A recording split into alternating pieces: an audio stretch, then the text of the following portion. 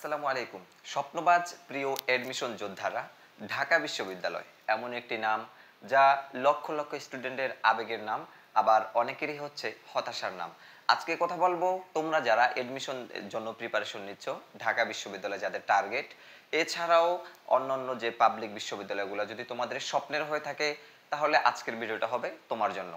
দেখো শিক্ষার্থীরা, প্রথমে তোমাকে বলে রাখি যে ঢাকা বিশ্ববিদ্যালয়ে যারা ভর্তি প্রস্তুতি নিচ্ছ এখন, তোমরা যদি ঢাবি সম্পর্কে না জানো, ঢাবি হচ্ছে ঢাকা বিশ্ববিদ্যালয়, যদি এই সম্পর্কে কিভাবে তোমাদের পাস করতে হবে, সর্বপ্রথম জানতে হবে পরীক্ষার প্রশ্ন প্যাটার্ন এবং প্রশ্নে কত নম্বর পেলে পাস। আজকের ভিডিওতে সেটা তোমাদেরকে ক্লিয়ার করব, শুধুমাত্র ঢাকা বিশ্ববিদ্যালয়ের। দেখো তোমরা যারা মানবিকের আছো, তোমাদের পরীক্ষার ইউনিট হচ্ছে ঢাবি খ বা বি ইউনিট। এই বি ইউনিটে তোমাদের 100 মার্কের পরীক্ষা হবে।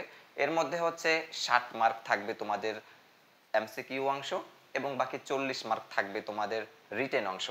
এখন ওই এমসিকিউর জন্য তোমাদেরকে 3টা বিষয় পড়তে হবে, নিশ্চয়ই তোমরা অবগত আছো। শুরুতে বলে রাখি, যারা পরীক্ষা এবং এই প্যাটার্ন সম্পর্কে সম্পূর্ণ ধারণা আছে তোমাদের, তোমরা ভিডিওটি স্কিপ করতে পারো, তবে যারা জানো না একান্তই তাদের জন্য আজকের ভিডিও। দেখো এখানে 60 মার্কের মধ্যে বাংলা, ইংরেজি এবং হচ্ছে জিকে, এই 3টা অংশ। বাংলাতে তোমার 15টা এমসিকিউ, ইংরেজিতে 15টা এমসিকিউ এবং সাধারণ জ্ঞানে হচ্ছে 30টা এমসিকিউ।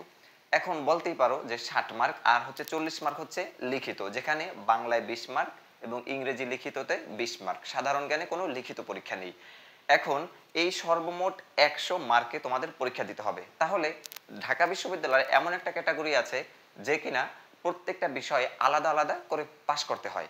দেখো বাংলাতে 15 মার্ক তোমার এমসিকিউ, তার মধ্যে তোমাকে সর্বনিম্ন 5 পেতে হবে, মানে 5-এর কম পেলে তুমি ফেল, তোমার আর রেজাল্টই আসবে না, সর্বনিম্ন 5। এরপরে ইংরেজিতে এমসিকিউ অংশ, সেখানে তোমাকে 5 পেতে হবে, তাহলে হলো কত, 10। এরপরে আছে সাধারণ জ্ঞান, 30টা এমসিকিউ থাকবে। এই 30টা এমসিকিউতে 30 মার্ক, তার মধ্যে তোমাকে 10 মার্ক কনফার্ম পেতে হবে, মানে পাস করতে হলে 10-এর নিচে পেলেই তুমি ফেল। তাহলে সাধারণ জ্ঞানে 10, ইংরেজিতে এমসিকিউতে 5, এরপরে বাংলা এমসিকিউতে 5, 5 5 10 এবং সাধারণ জ্ঞানে 10, সর্বমোট 20 হয় সাধারণত পাস করতে। কিন্তু না, এখানে দেখো একটা ক্যাটাগরি, তোমাকে সর্বমোট পেতে হবে 24। তুমি বাংলাতে 5 পেলে পাস, ইংরেজিতে 5 পেলে পাস, এরপর সাধারণ জ্ঞানে 10 পেলেই কিন্তু পাস করতেছো। আবার মোটে মিলিয়ে তোমার নম্বর এমসিকিউতে হতে হবে 24। তাহলে দেখো এই একটা ক্যাটাগরি, তুমি ধরো 5 5 করে পাইলা, এরপর সাধারণ জ্ঞানে 10 পাইলা, কিন্তু তুমি ফেল। কিভাবে ফেল? ওই যে তোমার মোট আবার মানে 24 নম্বর হয় নাই। এই জন্য তোমাদের এই জিনিসটা মাথায় রাখতে হবে যে সর্বনিম্ন হচ্ছে 5, কিন্তু তোমাকে পেতে হবে বেশি। বেশি পেয়ে তোমাদের ওই 24 নম্বরটা ফিল আপ করতে হবে। এরপরে আসি তোমাদের রিটেন অংশ। আশা করছি বুঝতে পারছো এমসিকিউ অংশটা। রিটেন অংশের কথা যদি বলি, বাংলাতে 20 মার্ক লিখতে হবে তোমাদের, ইংরেজিতে 20 মার্ক লিখতে হবে, কিন্তু 5 পেলেই পাস। ইংরেজিতেও যদি তুমি 20-এর মধ্যে 5 পাও তাহলে পাস, আবার বাংলাতেও 20-এর মধ্যে 5 পেলেই তুমি পাস, কিন্তু দুইটা মিলে আবার 11 হতে হবে।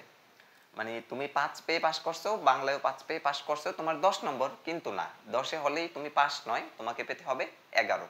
এই একটা ক্যাটাগরি। তাহলে দেখো এখানে তুমি 11তে পাস করতেছো, মানে সব মিলিয়ে 11 পেলে পাস করতেছো। আবার এমসিকিউ অংশে তুমি সব মিলিয়ে 24 পেয়ে পাস করতেছো, তাহলে 24 আর 11 হয় কত, 35। কিন্তু এই 35-এ আবার তুমি ফেল, তোমাকে আবার পাস করতে হলে লাগবে 40।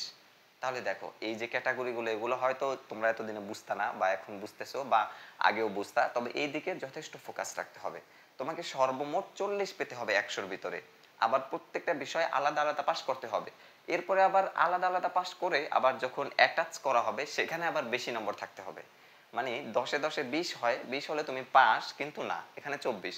আবার ওখানে 5-এ 5-এ 10 হয় রিটেন অংশে, কিন্তু 10-এ তুমি পাস না, 11-তে পাস। তাহলে সব মিলিয়ে শিক্ষার্থীরা, আশা করছি আজকের ভিডিওটা বুঝাতে পেরেছি তোমাদেরকে।